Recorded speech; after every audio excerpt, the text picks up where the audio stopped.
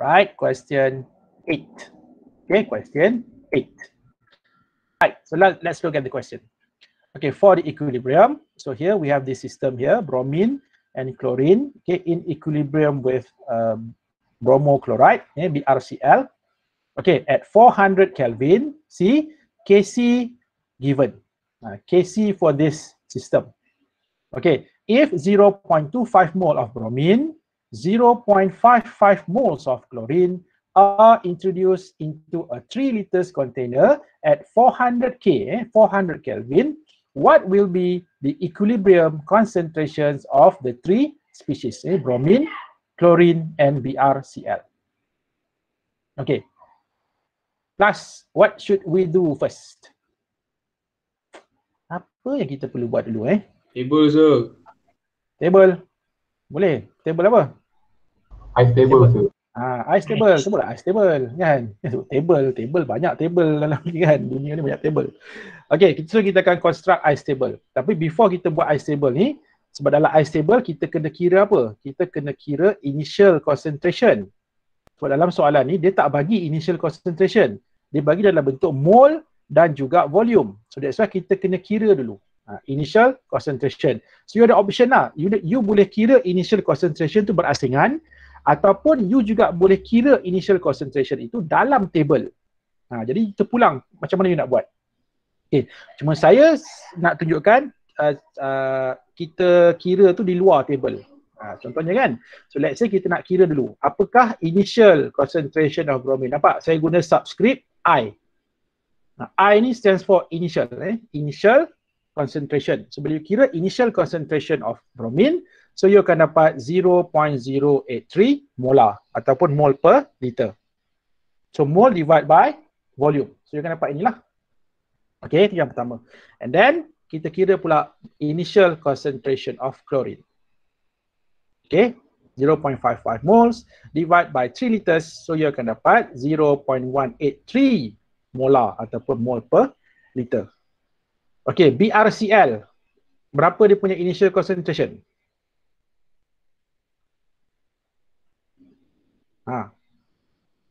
Plus. 0. Yes, so BrCl, kita tak payahlah kira dia punya initial concentration sebab kosong. Sebab apa? Sebab this BrCl belum lagi terhasil. Sebab initially kita start dengan 2 gases ni sahaja, bromine, chlorine yang kita masukkan dalam container ataupun vessel tu. Okay, so once kita dah dapatkan all of this initial concentration class, barulah kita masukkan dalam ice table tadi. Okay, dalam ice table. Okay, cuma kali ni ice table yang saya tunjukkan dia rupa dia lain sikit sebab saya buat ringkasan. So instead of kita tulis initial concentration, you boleh sahaja gunakan simbol ini kelas. Parenthesis ni kan, sebab ini kan mewakili concentration kan, dan you kena letak simbol subscript I. I itu stands for, okay, apa I? Initial initial concentration. And then untuk changes, kita gunakan simbol delta ni.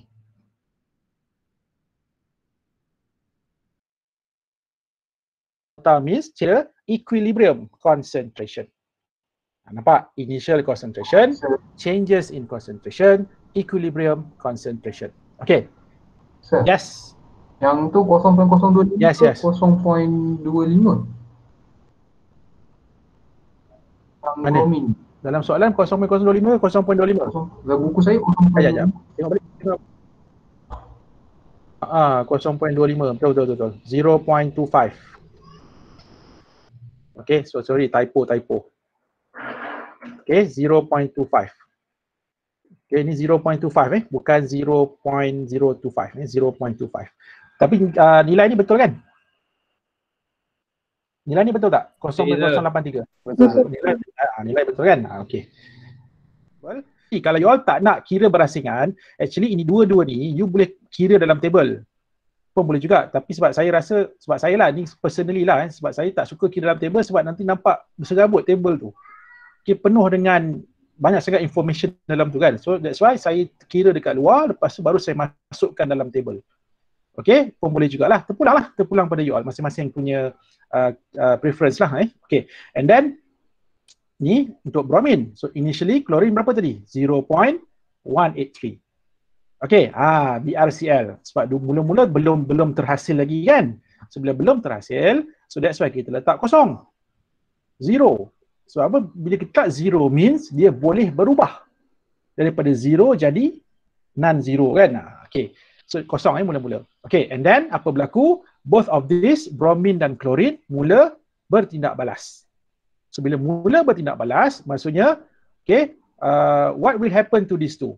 Jadi these two gases akan start decreasing dia punya concentration. On the other hand, bromine chloride ni, BrCl ini akan mula bertambah. Nampak tak? Br2 dengan Cl2, both of these akan decrease and this BrCl akan naik, bertambah.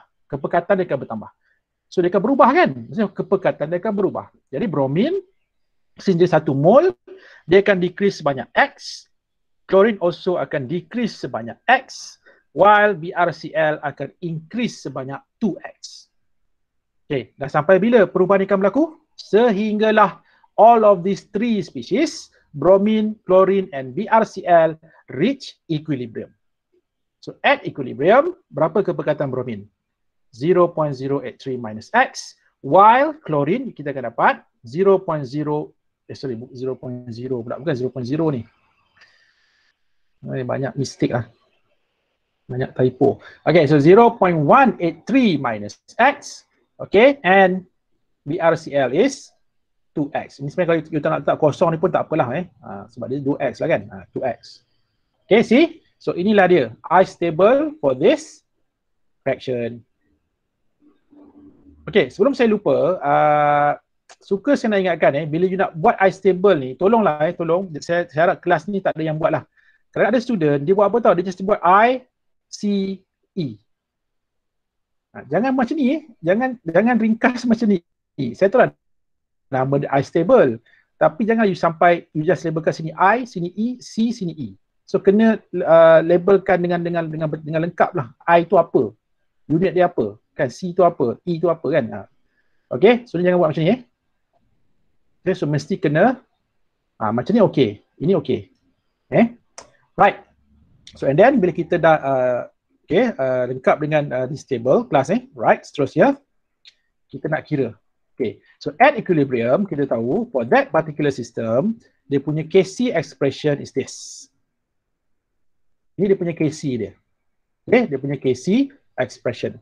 And since Kc was already given dalam soalan kan kalau kita substitute these three concentrations ni, sebab ini kan mewakili equilibrium concentrations kan. So kita tahu BrCl equals to 2X.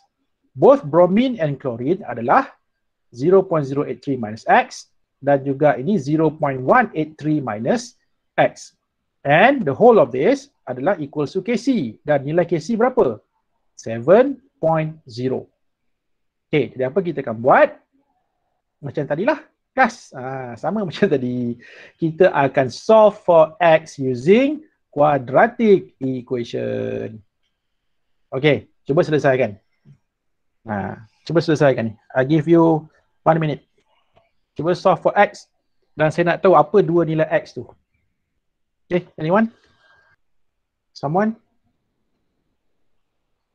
Guys, are you still there?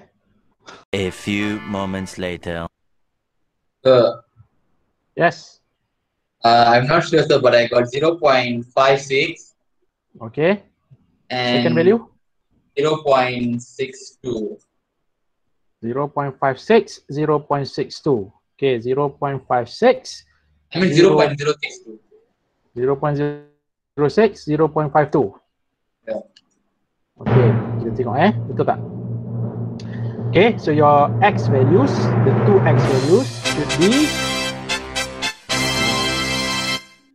plus. Inilah dia, the two values of X. Tadi you kata apa? 0.52. Ni saya dapat 0.557 and 0.56 and 0.06. Betul lah. Betul lah tu. Juga betul.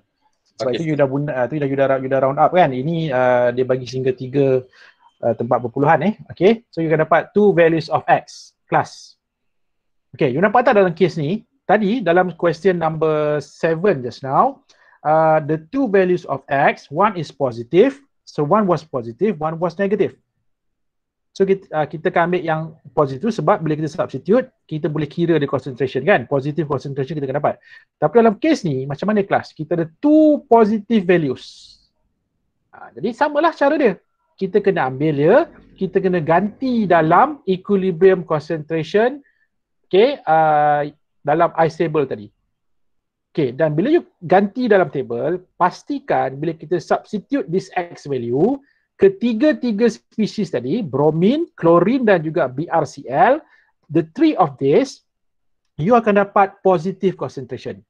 Dia tak boleh macam ni tau. Satu positif, bila you ganti dalam yang lagi dua, negatif. Tak boleh. Dia mesti tiga-tiga tu mesti kita dapat positif. Jadi in this case, which value of X should, yang kita kata the chosen value of X, which one? X 0.064. Yes, correct. Maksudnya ini tak boleh salah, tak boleh. So the correct X ataupun the chosen X value is 0.064. Okay, and then once kita dah choose this value of X, so kita akan kira lah, kita akan kira equilibrium concentration of bromine. Okay, so 0.083 minus X, so X is 0.064. You nampak tak? Tengok kalau kita ambil 0.057 kan? See? Kalau you ambil sini 0.057, okay, nampak kalau kita ambil 0.557, nampak kalau you ganti dekat sini, kita akan dapat negatif kan? Kita dapat negative value sebab ni 0.083. 0.083 minus 0.557. So that's why this value of X, okay, won't be chosen. Tak terpilih. Yang kita akan pilih adalah this value. Sebab kita ganti dalam ni, you akan dapat positive concentration. So when you calculate this, you akan dapat 0.019 molar. Okay. And then untuk klorin, you akan dapat berapa? 0.119 molar. And lastly, okay, untuk BRCl at equilibrium, the concentration is 0.128 molar. Okay, so these are the equilibrium concentrations of bromine, chlorine, and BRCl at equilibrium. Okay. Okay. So kita teruskan. Right. Sebab hari ni saya plan nak habiskan sehingga soalan nombor 10 question number yes. Why is it square, sir? BRCl. Why is it squared? Ni, kenapa squared? Okay. You tengok boleh sorry, squared. Oh sorry, tak ada. No. Ini typo ni kelas. Okay, it's just 2x saja. Squared pula dah. Tak, ini tadi saya copy ni daripada atas ni. Kan, saya tercopy sekali dengan dia punya squared. Sorry. Mana ada squared kan? 2x saja. Okay, thank you. Juga. Okay, kelas right. Okay, itu pentingnya kita ada two ways communication macam ni kan. Jadi maksudnya kalau saya ada buat kesalahan apa-apa, you just tell me bagi tahu saya. Okay, so you akan dapat ni lah 0.128. But ini value semua betul kan? Okay, semua dapat nilai ni kan? Okay, so kita dah habis untuk this question. Kita move on to the next. Kita teruskan dengan question number 9. Okay, so kita ada solid, apa ni kelas ni? NH4SH ni. NH4SH ni, dia punya nama dia adalah ammonium hydrosulfide. Ammonium hydrosulfide. So dekat bawah ni ada sedikit information lah tentang ammonium hydrosulfide ni, NH4SH. Tak apa, nanti bila saya share this notes ni, nanti you boleh baca lah. Saya tak nak ceritalah, nanti lambat pula kan. Jadi, so apa yang berlaku adalah this solid ammonium hydrosulfide is introduced into an evacuated flask at 24 degrees Celsius. And then dia kata apa? The following reaction takes place ini. Ini dia punya reaction yang berlaku. Okay, maksudnya this solid ammonium hydrosulfide dia akan decompose dalam satu bekas bertutup. Dia akan decompose. So bila dia decompose, dia akan produce ammonia gas and hydrogen sulfide. Sampai bila? Sehingga the three of this reach equilibrium. Reach equilibrium. And then dia beritahu apa? At equilibrium, the total pressure in the flask adalah 0.614. And the question here is, what is the Kp for this equilibrium at 24 degree Celsius? Pak, dia minta you calculate Kp pada 24 degree Celsius. Okay. So to solve for this, so macam biasa, kita akan gunakan ice table class. But this time, kita punya ice table, kita tak guna concentration. Because we are dealing with Kp. Sebab kita akan menggunakan Kp. So bila kita guna Kp, kita akan guna ice table untuk partial pressures. Ice table untuk partial pressures. So that's why kita akan ada initial pressure, changes in partial pressure, dan juga equilibrium partial pressure. Okay, class. Kita tengok macam mana kita lengkapkan this table. Okay, so firstly, untuk ammonium hydrosulfide ni, apakah dia punya initial partial pressure, class? Ni, ammonium hydrosulfide. 0 je. 0. Saya tahu ramai akan jawab 0. Okay, kelas. Ingat, ni saya bagi peringatan peringatan mesra. Okay. When it comes to solid, okay, solid, pure liquid. Ingat lagi tak? Pure solid, pure liquid, bila kita tulis Kp, masuk tak dalam Kp? Kelas, ingat lagi tak? Pure solid, pure liquid, kita masukkan tak dalam Kp expression? Tak kan? Not included kan? Tak termasuk excluded daripada Kp expression. Sebab apa? Sebab pure solid has no effect on equilibrium. Maksudnya dia punya Kp tu tak bergantung kepada pure solid ataupun pure liquid. So in this case, that's why you tak boleh letak kosong. Kalau you letak 0 means dia boleh berubah. Jadi sekarang ni solid tak berkaitan. Not applicable here. Jadi apa kita buat? Letak dash, class. Letak dash. Letak dash je. Jangan letak kosong. Please jangan letak 0. 0 is a number sebenarnya. 0 tu boleh berubah. Sekarang ni solid tak ada kena-mengena. Tak ada kaitan pun dalam Kp. You kena put dash. Okay. And then ammonia and hydrogen sulfide. Okay. Both of these mula-mula ada tak? Gas tu wujud tak?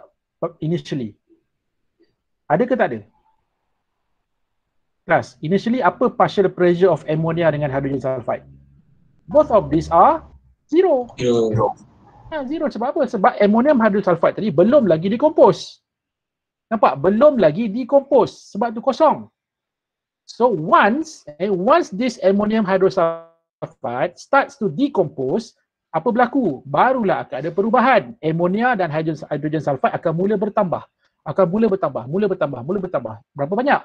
Plus X. Sampai bila? Sehinggalah both of these gases reach equilibrium. And at equilibrium, inilah dia partial pressure of ammonia and partial pressure of hydrogen sulfide. X dan X. Okay? So clear everybody? Ini untuk case kalau melibatkan partial pressures. Sama juga lah dengan concentration. Concentration pun sama. Kalau when it comes to pure liquid, pure solid, kalau ada dalam equation itu, kita kena letak dash. Jangan letak 0, please. Jangan letak 0. Sebab 0 means akan ada perubahan. Okay, so letak dash maksudnya tak berkaitan. Tak ada kena-mengena. Kan dalam this equilibrium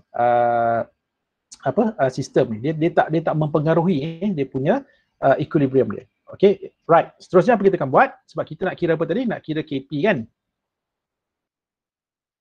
Okay, sekarang kita tahu at equilibrium, nampak? Dia beritahu apa? Total pressure. So total pressure ni means pressure apa, kelas?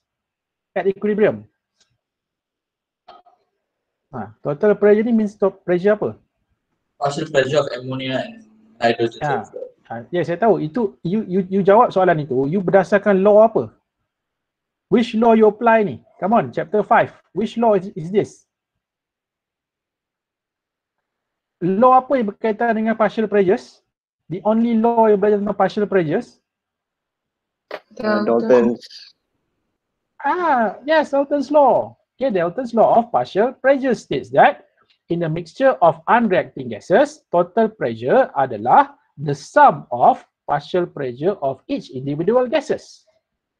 Kan? Jadi sekarang ni, according to Dalton's law, this total pressure adalah bersamaan dengan partial pressure of ammonia at equilibrium plus partial pressure of hydrogen sulfide at equilibrium. Okay, dan kita tahu both of these partial pressures nilai dia berapa? X, kan? X, partial pressure of ammonia, X. Partial pressure of hydrogen sulfide, X. Jadi kita akan ada X plus X. X plus X adalah 2X. And 2X equals to 0.614 ATM. So berapa nilai X? Berapa nilai X? So bahagi 2 lah kan? 307. Yes, you akan dapat 0.307 ATM. So right now kita nak kira apa? Kita nak kira KP. Kan? Dan KP kita tahu equals to partial pressure of ammonia times partial pressure of hydrogen sulfide. Ammonium hydrosulfide tak masuk sebab solid. You nampak tak? Sebab dalam KP tak ada. See, dalam KP mana ada ammonium hydrosulfide? Sebab dia adalah solid. So dia excluded daripada KP expression. Okay, dan since kita dah tahu the value of both of these partial pressures, 0.307 kan? Okay, and then you solve for this, you akan dapat jawapannya adalah 0.0942 class. Okay, so this is the KP value. Okay, 0.0942. Okay. So nampak tak? So that's why you kena tahulah kan, ice table ni you nak guna untuk apa. Dan yang saya tunjukkan pada you all ni, yang you punya tutorial question ni, dia menggunakan concentration dan juga menggunakan partial pressures. But there are some cases di mana sometimes kita juga boleh gunakan mole. Okay, boleh gunakan mole dalam kita punya ice table. Okay, ada juga case yang macam tu. Right.